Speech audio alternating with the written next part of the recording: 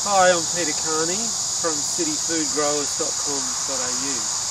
I'm standing in front of our mango tree here.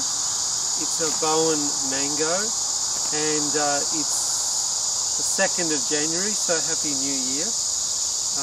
We're in our summertime here and the cicadas are making lots of noise in the background here, and there may be some cars going past occasionally, so there'll be a little bit of noise. I want to talk about how to grow mangoes. And mangoes are a really beautiful tree to have in more subtropical, warmer climates. The fruit is fabulous, and perhaps most of you have tasted mangoes, and they certainly don't last very long on the table in our household.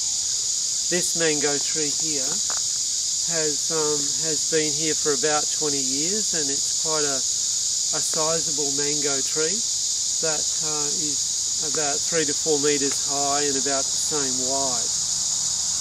Mangoes do grow into fairly large trees and may grow up to 10 metres high, and so they can produce a lot of fruit. And the cycle of growing with a mango in our more subtropical climate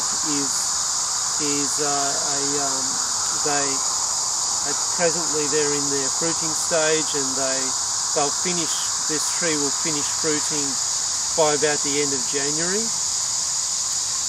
and then it goes more into its vegetative stage where we go into our wet season. And a lot of new leaf growth will begin to come on around the end of the wet season. And then after that we move into winter time, and the flowering begins to commence on the tree in late July, early August. And then the fruit begins to set in sort of mid-August to early September. And now we're seeing the results of that fruit set with really nice sized mangoes here, and on this tree, around this tree, there's possibly 300 mangoes. So we're certainly going to have a mango feast this year.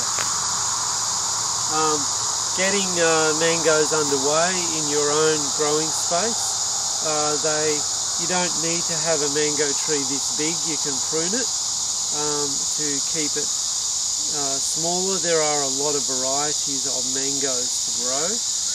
This one I mentioned earlier is a Bowen mango, or it's the type of mango, and the variety is Kensington Pride, which is a really common variety in Australia. The climate for mangoes is definitely a subtropical climate where you tend to have a dry winter and slightly drier spring, and then a wetter summer. So, say in a temperate climate, it's really the opposite. You have a wet and cold winter, and a wet spring, and then a very dry summer. So growing mangoes in a temperate climate like Melbourne can be pretty challenging, but it is possible if you find a warm spot in your garden that is very well protected from the winds and is quite warm because of reflective heat. But you'll have to manage the water more, and one of the common issues with mangoes from a disease point of view is black spot, and it tends to get on the leaves and in the fruit, and it often comes where during the flowering stage in August, or July, August, if it's too wet, sorry about the road noise, if it's too wet and the flowers coming on and the fruit's beginning to set, then you begin to get a lot more of this disease into the plant. So if you're in a temperate climate where it's often wet in July, August, September, it's fairly hard to stop the impacts of that from the rain.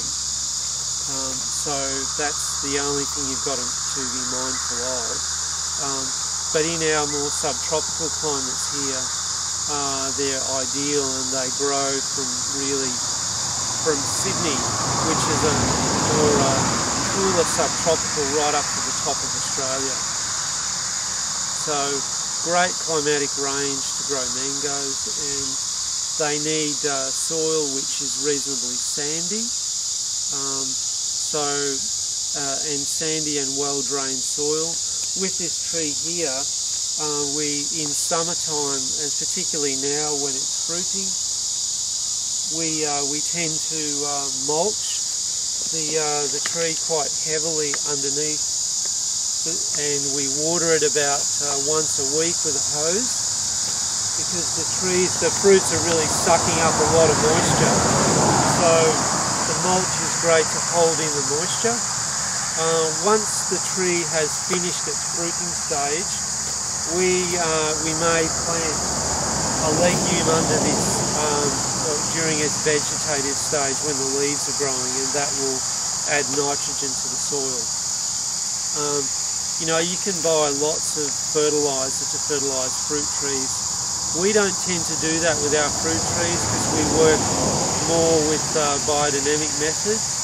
And on this fruit tree, once it's finished fruiting and it's getting more into its accelerated leaf growth period, we put tree paste, which is a biodynamic tree paste, on the trunk, and you may see on the trunk it's got a kind of muddy look to it, and that tree paste we use is a combination of clay and sand and cow manure and BD 500, which is from cow manure as well. And by going onto the trunk of the tree, it gives incredible life and health-giving forces to the tree. So we tend to do that just once a year, so not a lot of fertilisation. So you need to care for your mango trees. I mean, I think they're quite subject to a lot of rain. Even with such a well-cared tree as this one, we didn't get any fruit 2 years ago because we had an extremely wet September, and so all the flowers and the fruits that were coming on dropped off because it was too wet for it. But I think mangoes are trees that love this subtropical climate, and they're not that difficult to grow, and the fruit is so beautiful to eat. So I would really suggest that you fit a mango into your garden, and you can enjoy mangoes for your Christmas. Ours are a little bit late this year. I thought we would have more mangoes than for our Christmas table, but unfortunately they're not ready yet. One of the things that we have to encounter around here is fruit bats and possums. And fruit bats tend to come on when the fruits are changing colour and they can smell them. So it's good to maximise the amount of crop that you eat yourself, so the native animals don't eat everything, is to pick them when they're ripening but not fully ripe. So these ones here are still quite hard and green, and they've got a few weeks to go. But once they start to change colour and there's a little bit of softness, we'll pick them before they're fully ripe and let them ripen inside. I mean, the ideal is to let them ripen on the tree because then they'll have the maximum flavour, but hey, I'd prefer to get some crop than let the bats eat all of it, and I'm happy for the bats to eat some, but not all of it. So this is our mango, and I really hope that you grow some mangoes yourself.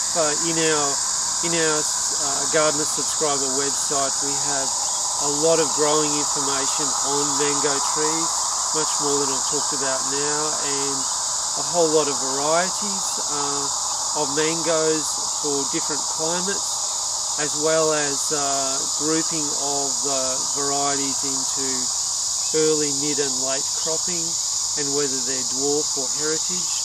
So lots of great information on how to grow mangoes, which can be tailored to your climate, which is, we've got 60 other fruit trees in the site as well. So please use that great resource to help you. That's our gardener subscriber site at cityfoodgrowers.com.au. So have a happy new year, and thank you.